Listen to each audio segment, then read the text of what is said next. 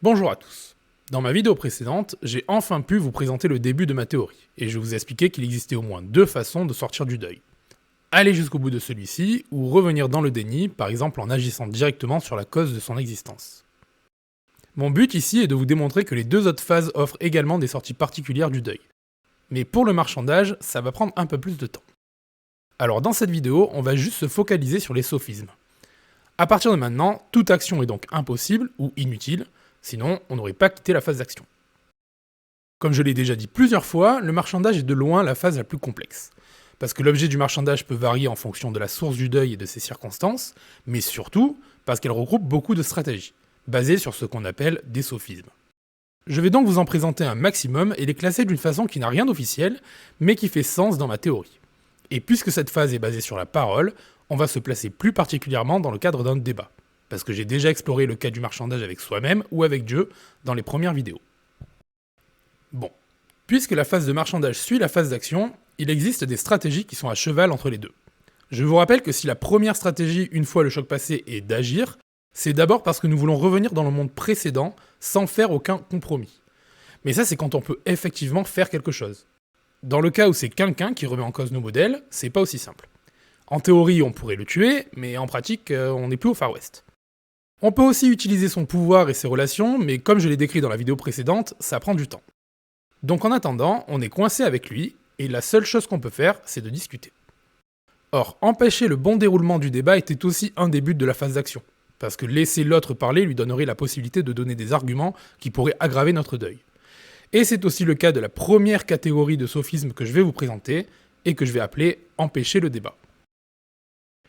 Pour que vous compreniez bien pourquoi j'organise les sophismes comme je le fais, je vais les citer tout en les plaçant sur un graphique en fonction des capacités cognitives qu'ils requièrent pour être utilisés.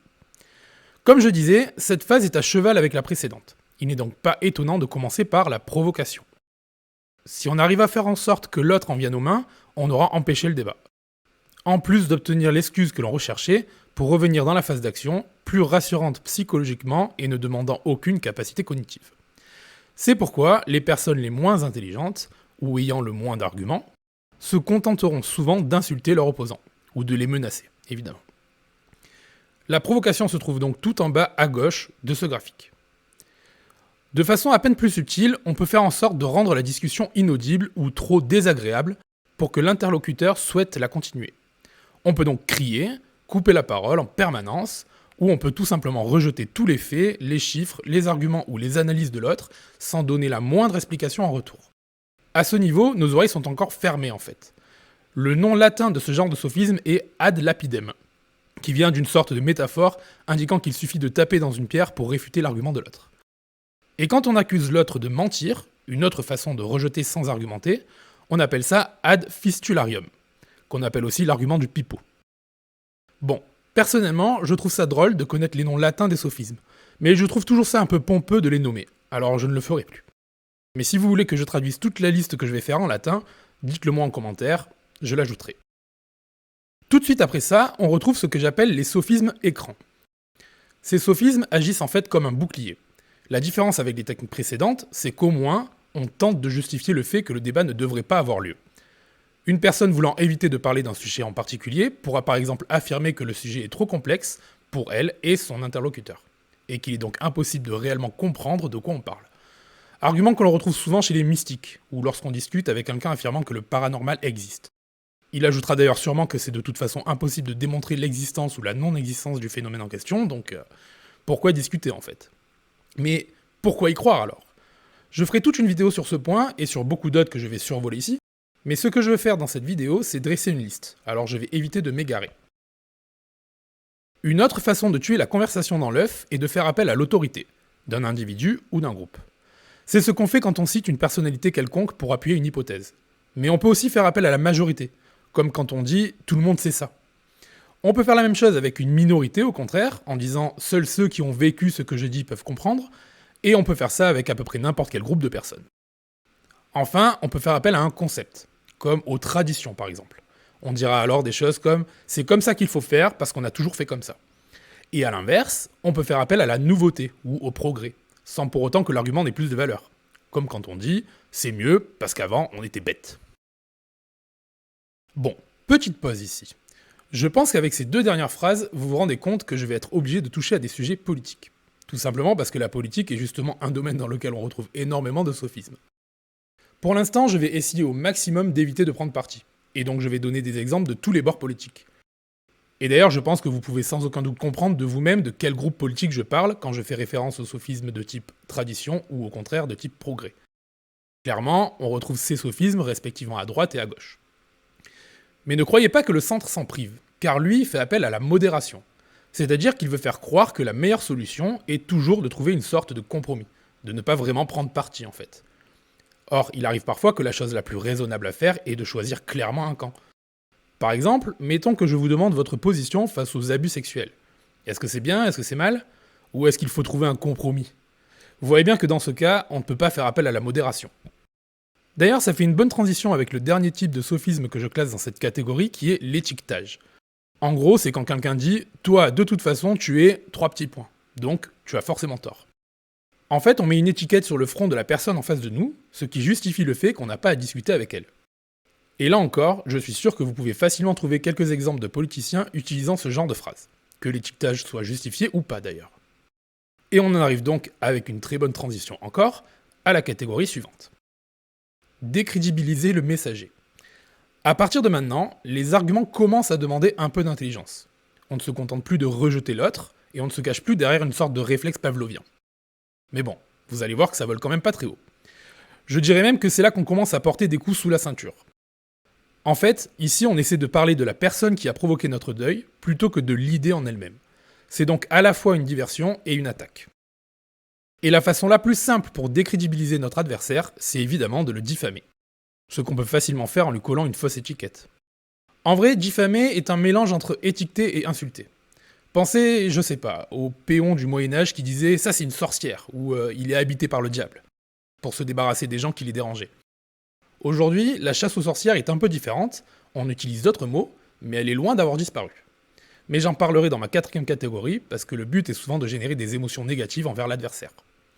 D'ailleurs, au fond, c'est une conséquence de la plupart des sophismes, même les insultes. Mais ce n'est pas forcément le but premier, et surtout, ils ne demandent pas tous les mêmes capacités cognitives.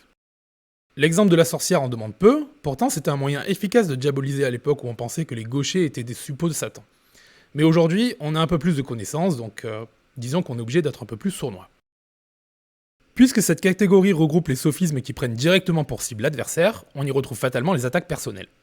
Et là, je suis obligé de donner leur nom latin pour les différencier. Il y a d'abord les attaques ad personam. C'est quand on dit par exemple « Comment tu peux savoir quel shampoing est le meilleur? Tu es chauve !»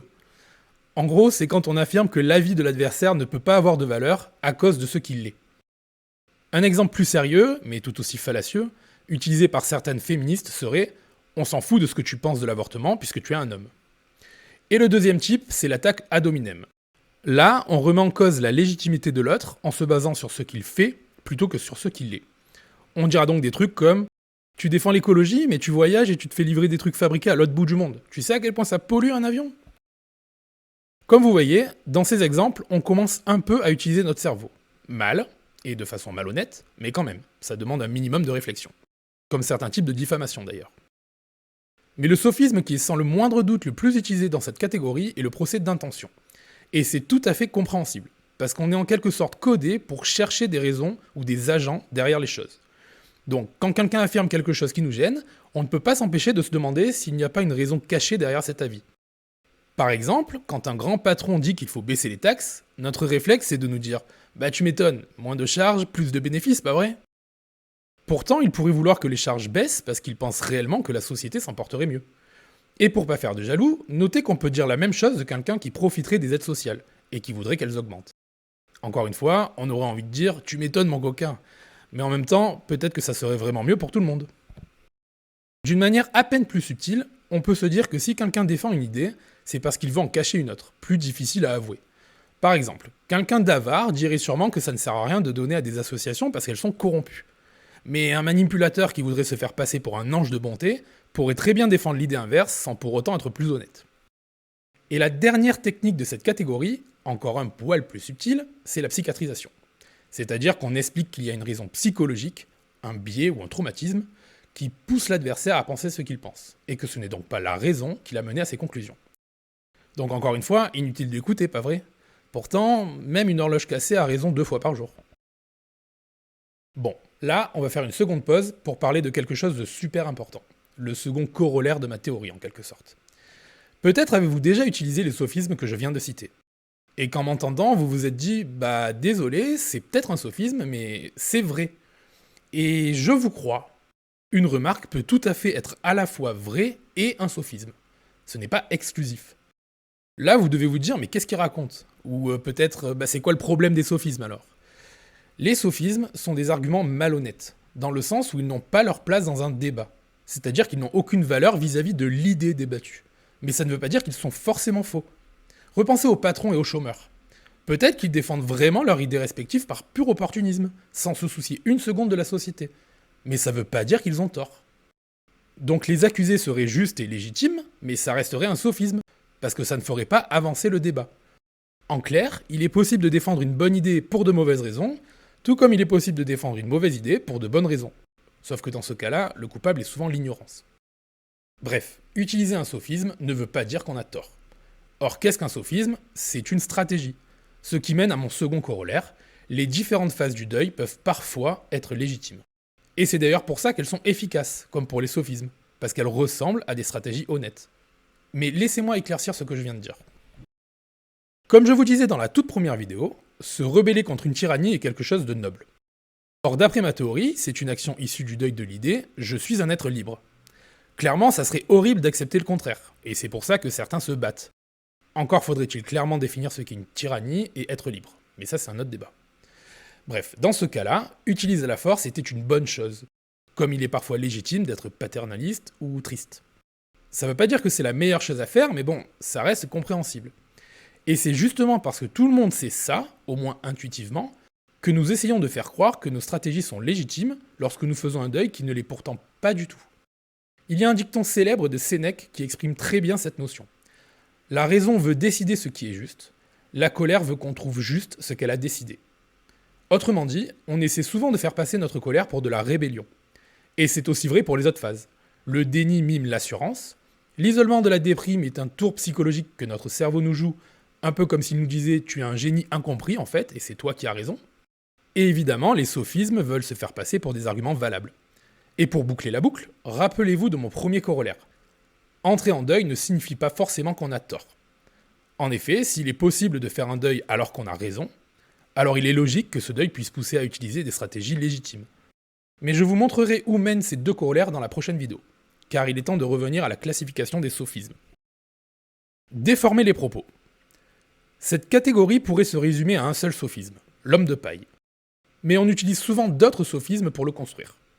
Cette expression est une métaphore. Le but ici est de mettre dans la bouche de notre adversaire des mots qu'il n'a pas prononcés pour que ce soit plus simple de le contrer. Évidemment, il faut que ce soit un minimum crédible.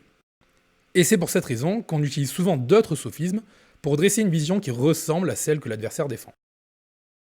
Si je vous dis par exemple que la Terre n'est pas ronde, vous penserez peut-être que je suis en train d'affirmer que la Terre est plate, et vous argumenterez donc contre cette idée. En tout cas, c'est ce qu'un sophiste ferait. Il utiliserait un faux dilemme pour dresser un homme de paille, platiste, contre moi. Pourtant, ce n'est pas ce que j'ai dit. Non, la Terre n'est pas plate, mais elle n'est pas ronde non plus, c'est un patatoïde. Vous allez dire que je joue sur les mots, mais allez dire à un climatologue qui peut utiliser un modèle de planète parfaitement ronde pour ses simulations. Et je vous jure, il va rigoler. J'ai pris ce cas-là pour vous faire comprendre un truc. Si on veut étudier le mouvement d'un caillou, on peut partir de l'hypothèse que la Terre est plate. Si on veut simuler le système solaire, on peut considérer que la Terre est ronde. Mais il existe une échelle intermédiaire où il faut prendre en compte cette nuance. Et ce problème se pose souvent dans un débat, quand on commence à fouiller. C'est l'éternel débat entre la généralisation et le détail. Et je reviendrai sur cette question. Mais parfois le faux dilemme est lui-même issu d'un autre sophisme, et j'en vois au moins deux. Il y a d'abord la pente savonneuse. Le but de ce sophisme est de créer une chaîne apparemment logique menant l'affirmation de notre adversaire vers une conclusion qui n'est pas souhaitable. Donc en fait, en faisant ça, c'est comme si on disait « soit tu as tort, soit tu as raison, mais ça veut dire que tu souhaites la conclusion que je viens de donner. » Et donc le but est souvent de faire passer l'autre pour un salaud. Sauf qu'en réalité, les sophistes qui font ça ne démontrent pas que leur conclusion est la seule possible. Et bien sûr, ils ne donnent qu'elle. Mais comme je l'ai expliqué plus tôt, ce sophisme peut parfois être rigoureusement bon, et donc valable. C'est-à-dire que parfois, ça peut être un vrai argument, Et dans ce cas-là, il est à rapprocher de ce qu'on appelle une contraposition. Les logiciens connaissent bien ce principe. Il dit que si la proposition A est vraie entraîne nécessairement que la proposition B est vraie, alors si on arrive à démontrer que B est fausse, c'est que A est fausse aussi. Mais vous voyez bien que le mot-clé ici, c'est le mot « nécessairement ». Or, la vie de tous les jours est difficilement réductrice à des équations mathématiques. Bref, la pente savonneuse est un de ces sophismes qui commence à être difficile à manier et à reconnaître. Et ça vient du fait qu'on connaît rarement toutes les conditions ou tous les paramètres d'un système. Et c'est d'autant plus vrai pour les sciences molles. En fait, pour être complet, il faudrait que je décrive toutes les lois de la logique, mais ça serait trop long, et un peu hors sujet. Mais bon, peut-être qu'un jour je le ferai. Ensuite, le second sophisme auquel on peut penser pour créer un faux dilemme, et qui peut aussi être piégeux, est la fausse corrélation. Et vous en trouverez des exemples assez drôles sur le net. Encore une fois, les scientifiques connaissent très bien ce problème. Mais dans les sciences sociales, il est encore plus chiant. Pour le résumer, on a parfois l'impression que deux paramètres sont liés, parce que quand l'un évolue, l'autre évolue aussi. Mais ça ne veut pas forcément dire qu'il y a un lien de causalité entre eux. Parce qu'encore une fois, ça peut venir de l'ignorance de certains facteurs. Et avant de passer à la dernière catégorie de sophisme, je voudrais contextualiser ce problème, parce qu'il a des conséquences particulières dans le cadre de ma théorie. Vous vous rappelez peut-être de la représentation du moi que je vous ai présentée dans la première vidéo, et en particulier de l'expression « l'enfer est pavé de bonnes intentions ». J'expliquais que parfois, nos bons sentiments nous poussent à faire de mauvaises choses, et que c'était dû à notre ignorance. C'est typiquement à cause de ces deux sophismes. Et comme à chaque fois, je vais prendre deux exemples, en prenant soin de donner à manger à tout le monde. Exemple de pente savonneuse.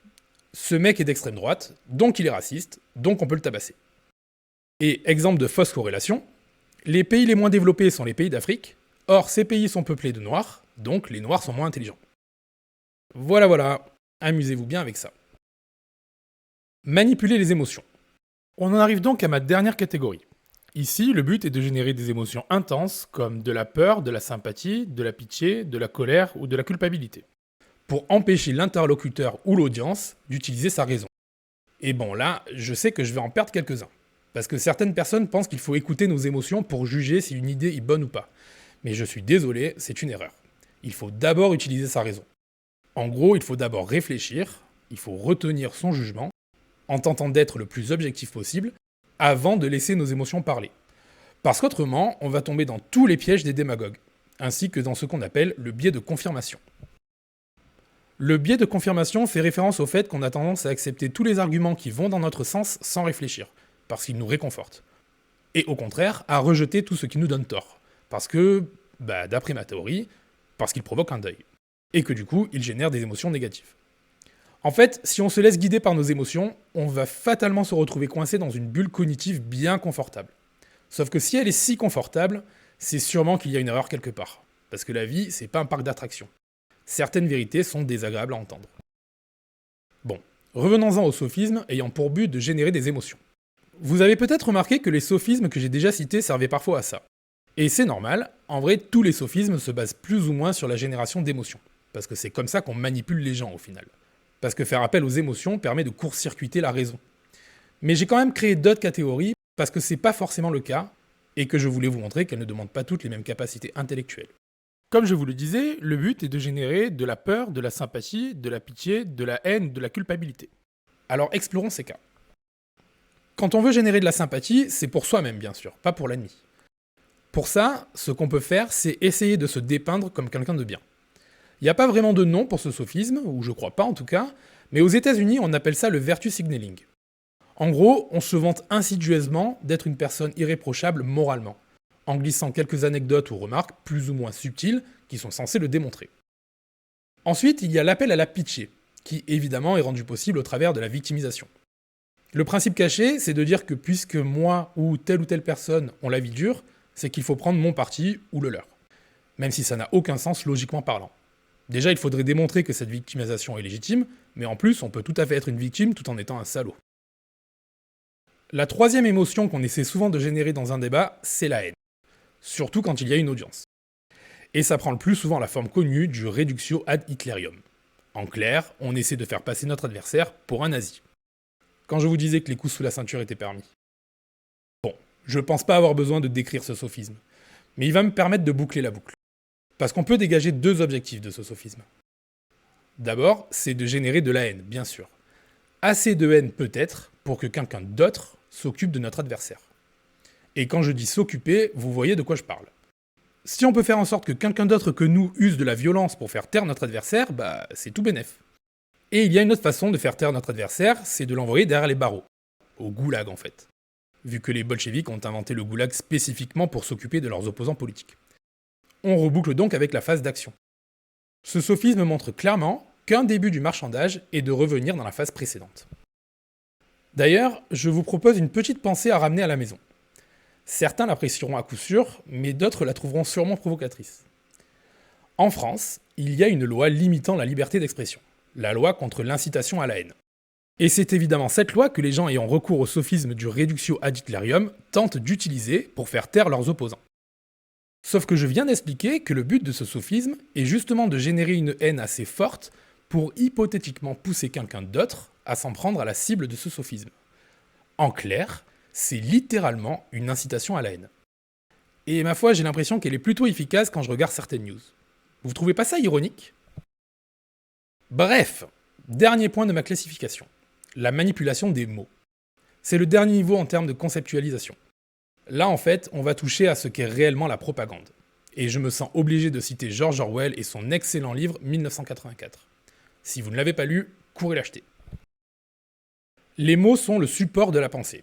Ils permettent d'ancrer dans notre esprit les notions les plus difficiles à appréhender, mais aussi d'en créer de nouvelles. Donc en manipulant les mots comme il faut, ou en les choisissant bien, on peut arriver à plusieurs résultats. D'abord, on peut générer des émotions, juste avec un mot, parce que certains sont chargés émotionnellement. On peut aussi insinuer certaines choses, juste en utilisant un mot plutôt qu'un autre. Et on peut faire bien pire, comme supprimer un mot ou le vider lentement de sa substance, pour effacer la notion qu'il figure. Toutes ces techniques de propagande sont magnifiquement illustrées dans 1984. Et il reste une dernière technique, fondre deux notions pourtant différentes en un seul mot, pour littéralement empêcher les gens de les dissocier. Et bien sûr, je vais prendre un exemple, qui illustre à la fois le sophisme reductio ad Hitlerium et ce que je viens de dire. Le mot islamophobie. Quand quelqu'un vous traite d'islamophobe, en fait, il veut vous faire passer pour un raciste. Il veut faire croire que vous haïssez les musulmans. Sauf que littéralement, ce mot signifie la peur, phobos, de l'islam, la religion, l'idéologie. Or, critiquer une idéologie et haïr ses adeptes sont deux choses complètement différentes. Par exemple, je critique souvent le communisme, mais ça ne fait pas de moi un communistophobe, c'est ridicule. J'ai des amis qui ont des accointances avec le communisme, ça reste des amis. Je les hais pas pour ça, je pense juste qu'ils ont tort. Aujourd'hui, je pense que ce que je dis est assez accepté, mais je peux vous dire pour l'avoir vécu qu'il y a 10 ans, c'était pas pareil. Critiquer l'islam, c'était vraiment mal vu. Et c'est justement à cause de ce mot, parce qu'il crée de façon insidieuse un crime de blasphème. Mais enfin, pour l'instant, je vous laisse me dire ce que vous pensez de ça, mais j'y reviendrai. Et pour finir, il y a la peur et la culpabilité. Et celles-là, elles sont spéciales. Donc je vous les expliquerai dans la vidéo consacrée à l'impuissance, pour que vous compreniez exactement à quoi elles servent, et surtout, pourquoi ce sont les armes ultimes. Mais ce que j'adorerais, c'est que vous tentiez de comprendre tout seul, et que vous partagiez votre réflexion en commentaire. Bon, on se retrouve donc avec ce schéma, qui montre que chaque catégorie demande des capacités cognitives différentes. Le cas de la manipulation émotionnelle est un peu particulier, vu qu'il s'applique en fait à toutes les autres, mais c'est pas grave. Dans la vidéo précédente, j'avais dressé ce schéma-là, qui montrait que chaque phase avait un coût différent. Mais comme je l'ai démontré dans la même vidéo d'ailleurs, on peut aussi le voir comme un graphique reliant les phases à nos capacités intellectuelles. Du coup, on peut insérer le premier graphique dans le second. D'un côté, la provocation, qui se trouve juste à côté de la phase d'action, et de l'autre, la manipulation des émotions, et en particulier la victimisation et la culpabilisation. Bon, voilà, c'est tout ce que j'avais à dire sur les sophismes pour l'instant. J'espère que vous avez suivi, parce que c'était assez chargé. Pourtant, je me suis contenté de parler des sophismes, mais il y en a tellement. Si vous voulez en savoir plus sur les sophismes, je vous conseille le livre d'Arthur Schopenhauer, L'art d'avoir toujours raison. Il les décrit en détail, ainsi que d'autres notions utiles pour éviter de se faire avoir par les démagogues. Je sais que je vous avais promis de parler de la sortie du deuil que cette phase permettait, mais ça sera pour la prochaine vidéo, qui sera peut-être l'une des plus importantes de la première partie de ma théorie d'ailleurs. En attendant, si vous avez trouvé cette vidéo intéressante, n'hésitez pas à la liker. Si vous pensez que cette chaîne est prometteuse, abonnez-vous. Et si vous êtes pressé d'entendre la suite, pensez à cliquer sur la cloche. Vous pouvez aussi acheter mon livre, puisque j'ai décrit ma théorie et l'applique à une multitude de cas. Et enfin, n'hésitez pas à réagir dans les commentaires, Non seulement ça aidera à faire connaître ma théorie, mais surtout ça me permettra sûrement de m'améliorer. En attendant, merci à tous, bonne soirée, et à la prochaine.